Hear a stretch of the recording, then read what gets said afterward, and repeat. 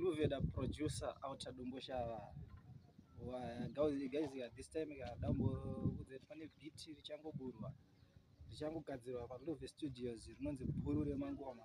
amana terera chinhu chamana pinda iwa wetutaurirana beat rupindwa nemari yakanaka iwe chingouya batika pa ground to wirirana rupindwa nomwana wese arinawo mwana wekupiri maziya Luve Production.